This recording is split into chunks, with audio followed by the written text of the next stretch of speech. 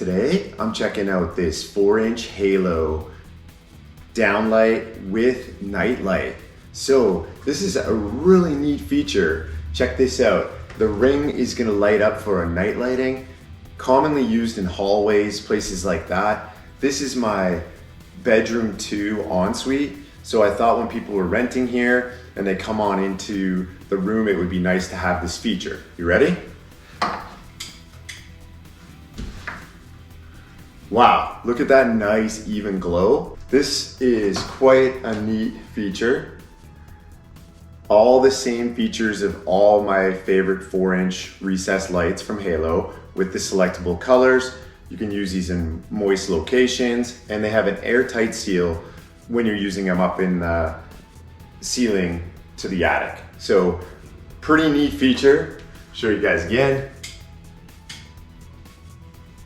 So it works regular one time, and then the very next time that I shut it off, turn it on, it'll have the night light feature.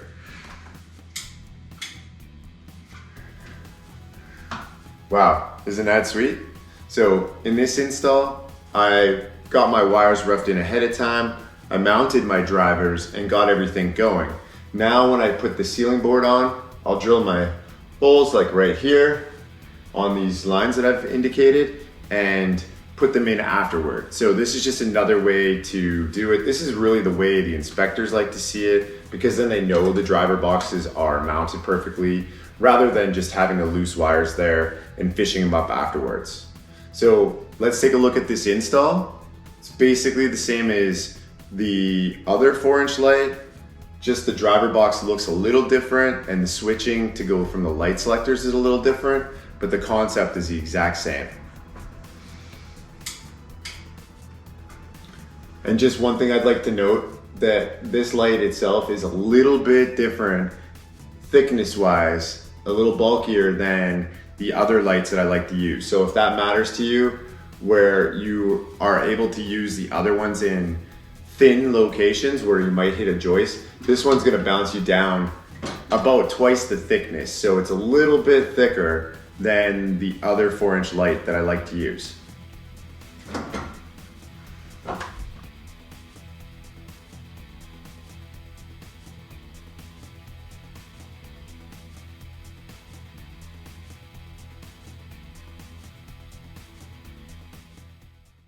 Let's get started.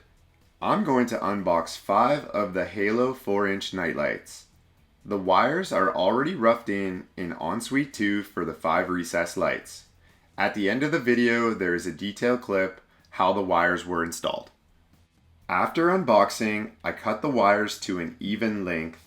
Then I use my utility knife as a guideline to know how far up I want to pierce and slice the jacket on the 14-2 wire. Peel and safely cut the jacket off away from me. For any new DIYers out there, let's go over this again. Use the length of the knife as a guideline how far up the wire you will poke and slice into the jacket. Poke the center in line with the ground and slightly push over to one side, then through the jacket and slice downward. Cut the jacket off away from you. Next, use 3 wraps of electrical tape a 1/4 inch higher than the cut location on the wires, so the area that was cut can be seen when I slide the wires into the 40/40 connector. I will clamp on the tape wrap, and the area that was cut is inside the driver box. If someone else years from now looks in the driver box, they will be happy to see the wire extended into the driver box the safe amount.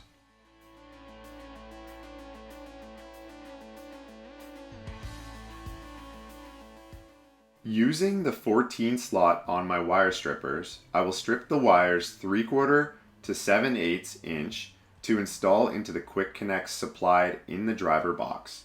The quick connect is such a great feature. Not having to twist the wires together and install morettes is such a time saver. When using quick connects, make sure to match the colors and push the wire all the way in. No bare copper outside of the quick connect.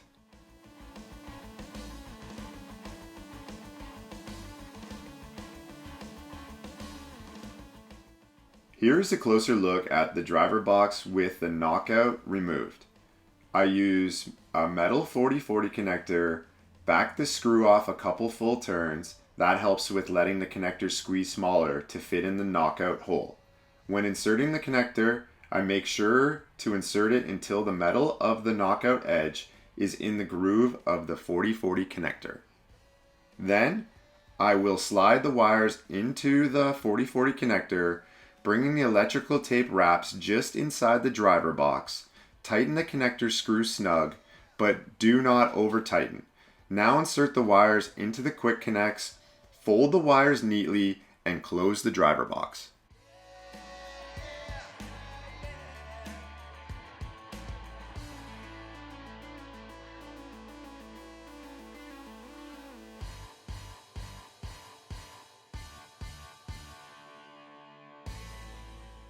I will mount the driver boxes to the ceiling framing using 1¼ wood screws. Try to install in a location that if the driver needs to be changed out after 50,000 hours of use, it can be removed without damaging the ceiling. I will now reconnect the LED lights to the driver boxes. There is an indicator shape to line up the connection. Once pressed together, tighten the coupler nut.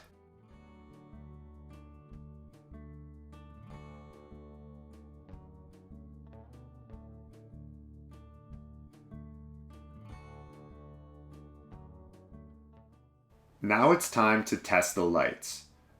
All is working perfect.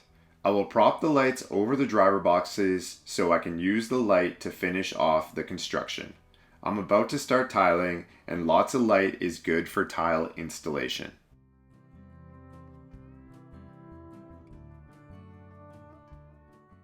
Wow, look at that perfect glow. Perfect soft lighting.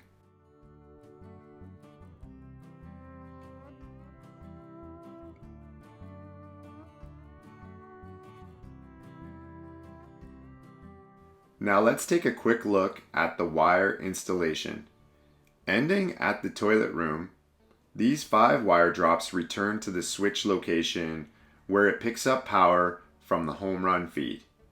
After installing the switch and GFI boxes, I will strip and bring the wires into the boxes, very similar to how tying in the driver boxes was. I will not tape the wires. I will bring them into the boxes about 1/4 inch, making sure the cut location is in the box. Then tighten the clamp in the box. This lighting install is 11 of 157 recessed lights at the cabin build project. Check the cabin build playlist for more details on the build. Thanks for watching.